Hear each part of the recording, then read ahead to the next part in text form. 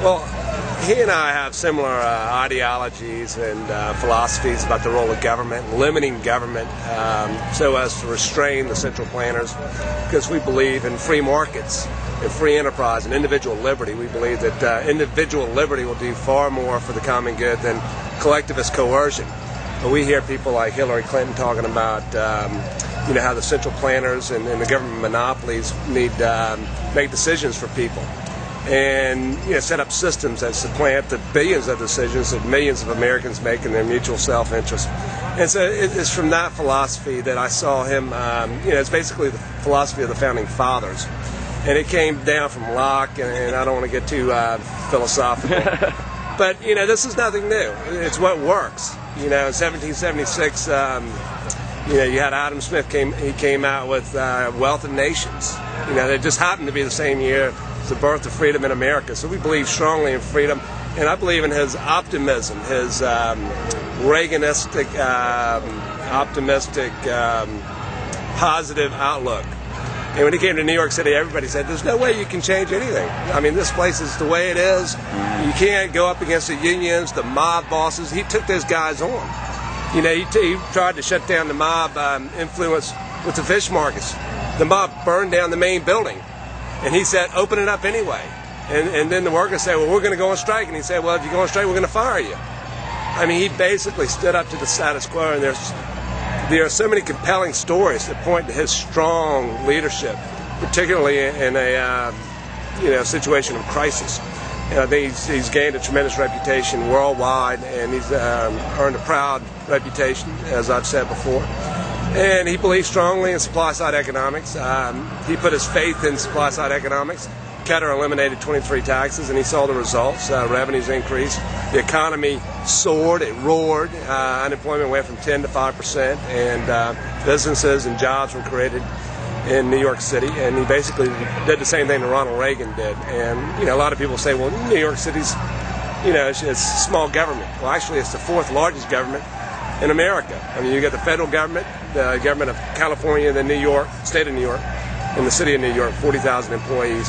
So he's got the most executive experience, and he's indefatigable. He's tireless. And I've talked to his two co-mayors when they said we would be up till midnight every day. This gentleman only works, sleeps 4 hours a day, constantly working and solving problems.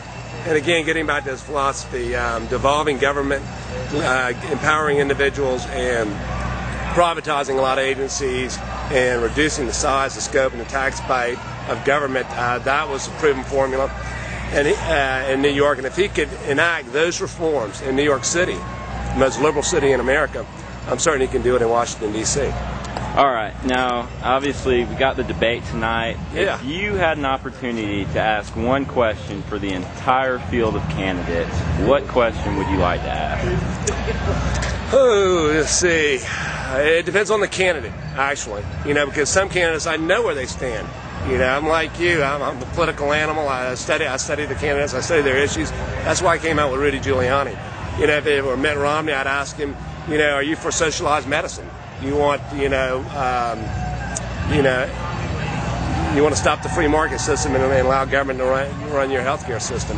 If the question were to McCain, and I don't mean to be negative, I would ask him why he opposed the Bush tax cuts, prosperity-producing tax cuts, and why he does not believe in supply-side economics.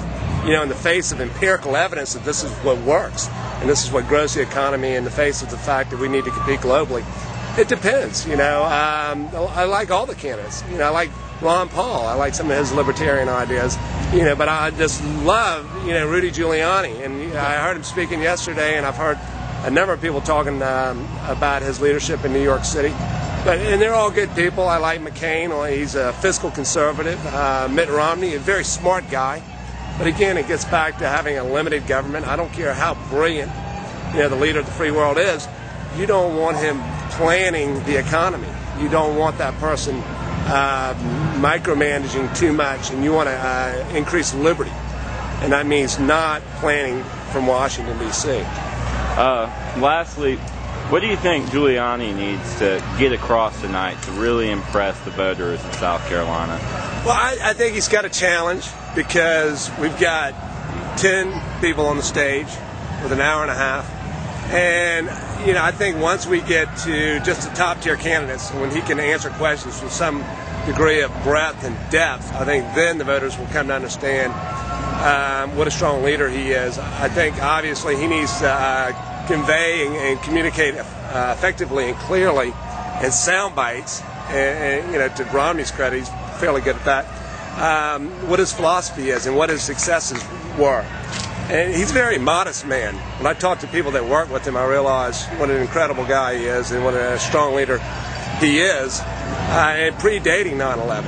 I mean, he was so successful in 9/11 because he had honed and refined these skills and worked so hard up to that point, and he was able to shine 9/11. But he's going to have to be a little less modest and basically communicate very effectively and clearly in soundbite language his accomplishments. And basically that message is he's a man who can get things done. All right. Thank you so much, Roger. All right.